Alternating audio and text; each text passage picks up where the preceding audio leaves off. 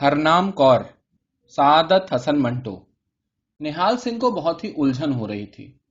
सियाहो सफेद और पतली मूछों का एक गुच्छा अपने मुंह में चूसते हुए वो बराबर 2-2.5 घंटे से अपने जवान बेटे बहादुर की बाबत सोच रहा था।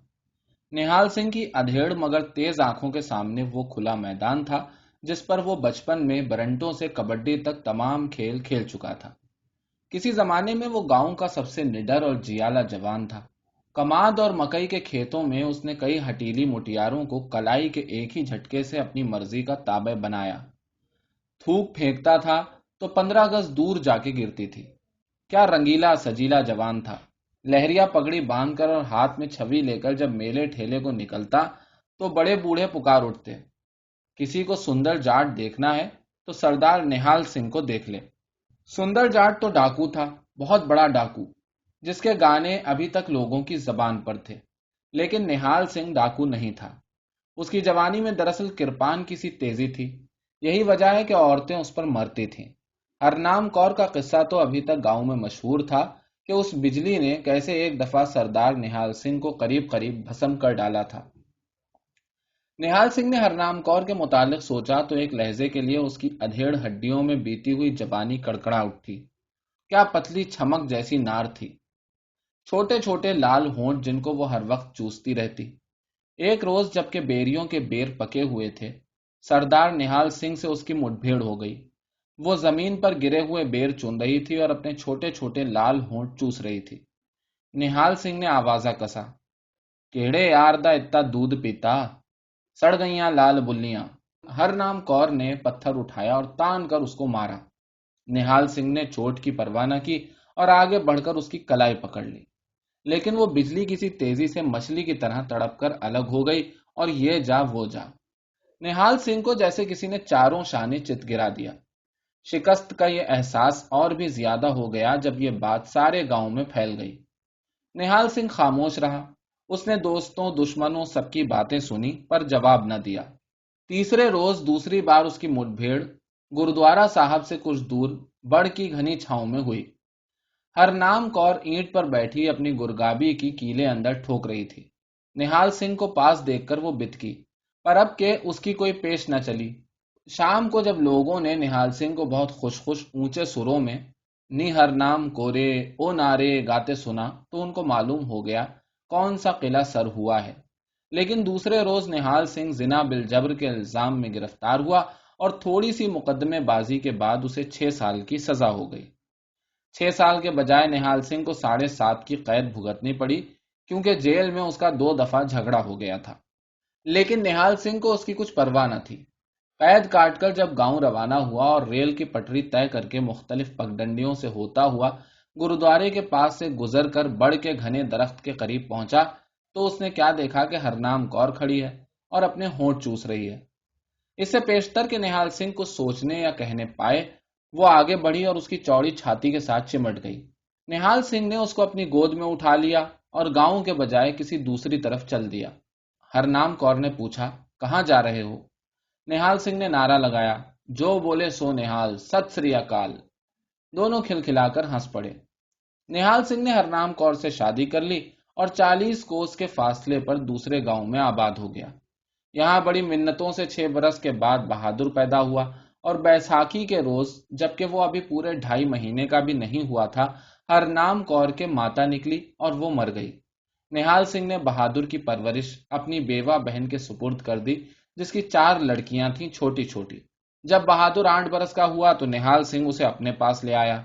4 बरस हो चुके थे कि बहादुर अपने बाप की निगरानी में था। शक्ल सूरत में वो बिल्कुल अपनी माँ जैसा था, उसी तरह दुबला पतला और नाजुक। कभी कभी अपने पतले पतले लाल लाल होंठ चूसता तो निहाल सिंह अपनी आंखें बंद कर लेता। निहाल सिंह को बहादुर से बहुत मोहब्बत थी। 4 बरस उसने बड़े चाव से नहलाया धुलाया। हर रोज दही से खुद उसके केस धोता, उसे खिलाता, बाहर सैर के लिए ले जाता, कहानियां सुनाता, वर्जिश कराता। मगर बहादुर को उन चीजों से कोई रगबत न थी। वो हमेशा उदास रहता। निहाल सिंह ने सोचा, इतनी देर अपनी फूफी के पास जो रहा है इसलिए उदास है। चुनांचे फिर उसको अपनी बहन के पास भेज दिया और खुद फौज में भर्ती होकर लाम पर चला गया।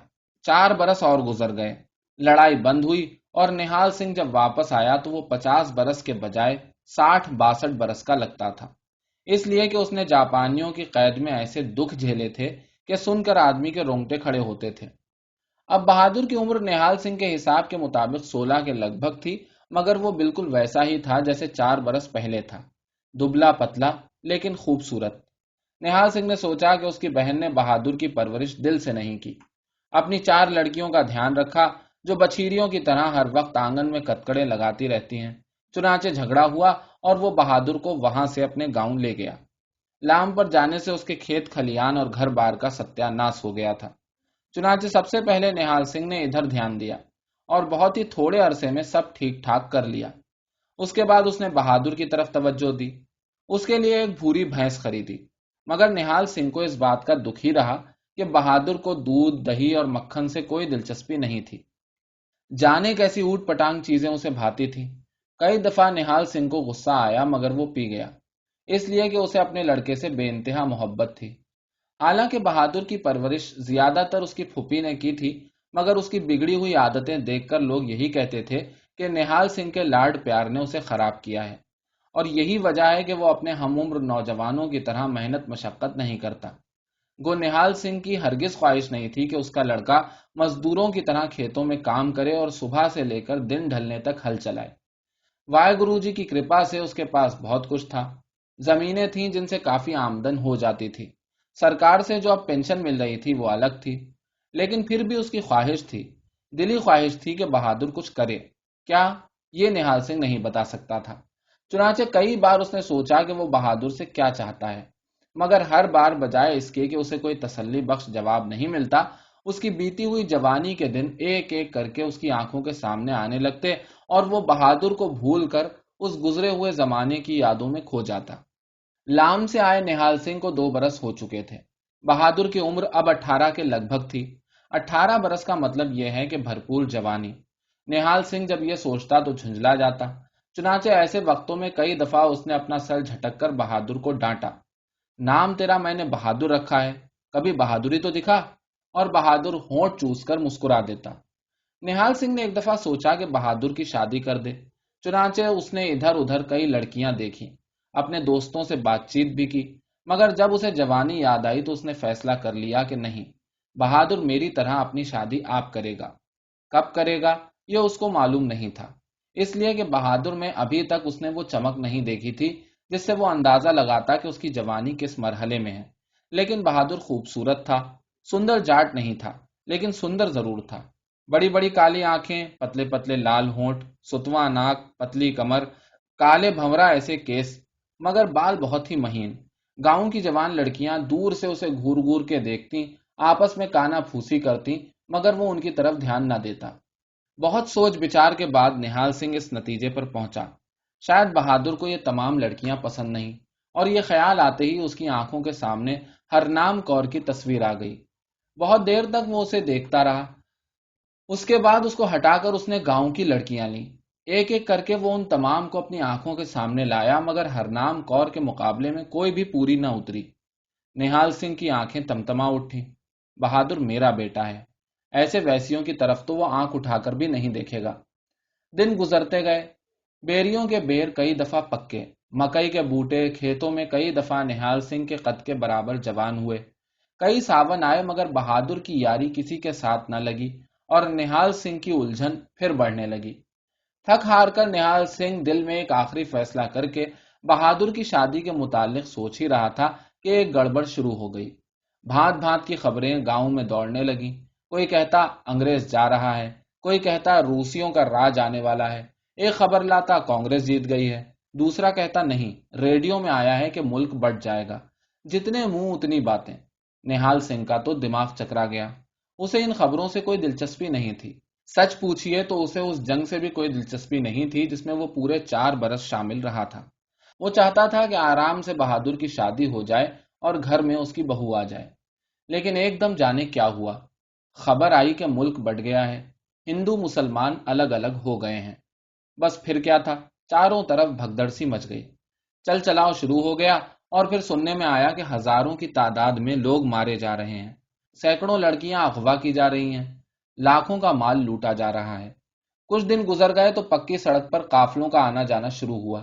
گاؤں والوں کو جب معلوم ہوا تو میلے کا سا سما پیدا ہو گیا۔ لوگ 100 200 کی ٹولیاں بنا کر جاتے۔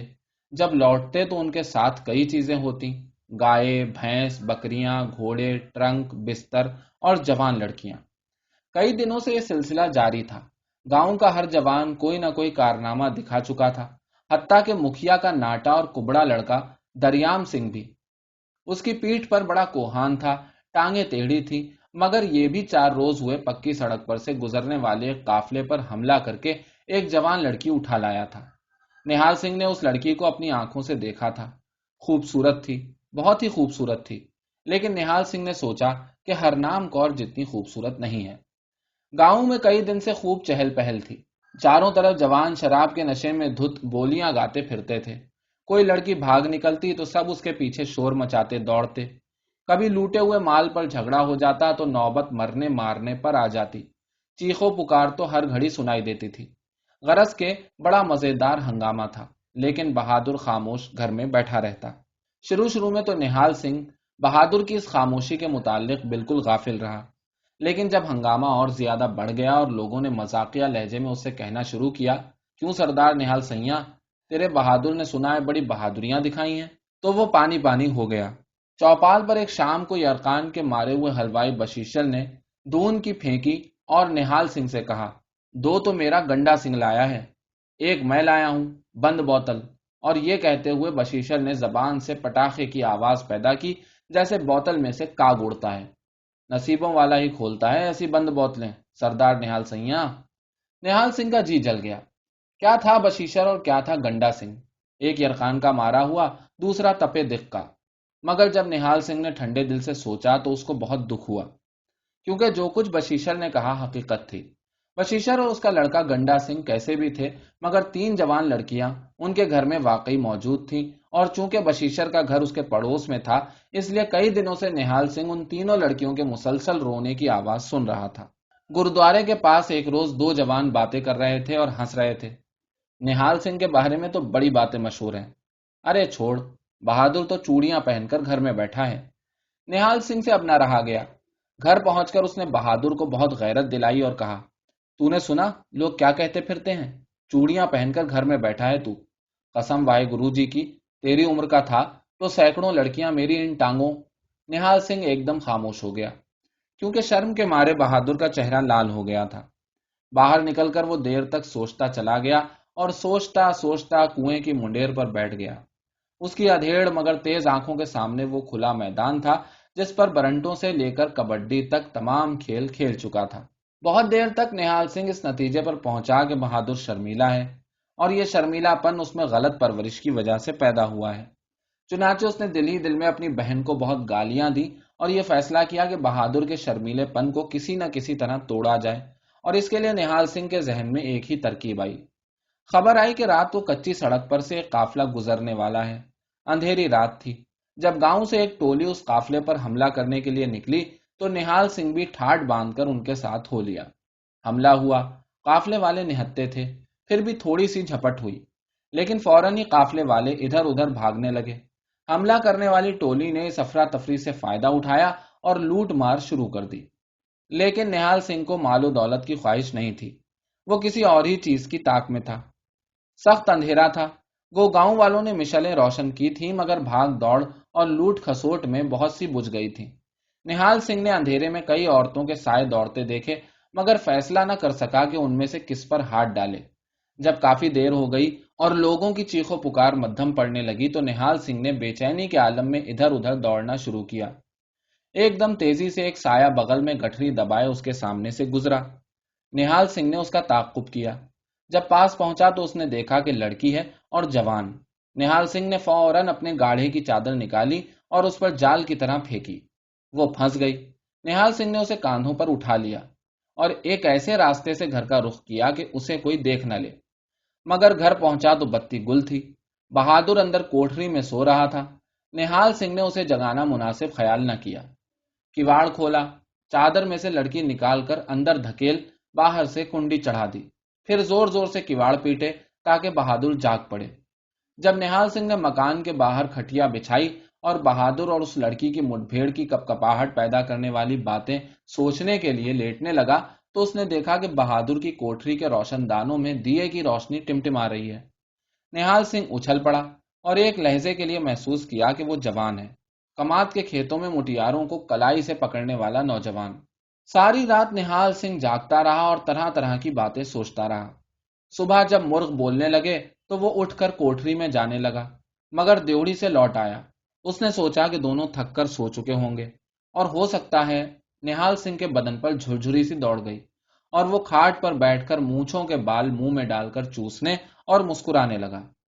جب دن چڑھ گیا اور دھوپ نکل آئی تو اس نے اندر جا کر کنڈی کھولی۔ سٹر پٹر کی آوازیں سی آئیں۔ کواڑ کھولے تو اس نے دیکھا کہ لڑکی چارپائی پر کیسری دوپٹہ اوڑھے بیٹھی ہے۔ پیٹھ اس کی طرف تھی، جس پر یہ موٹی کالی چٹیا سانپ کی طرح لٹک رہی تھی۔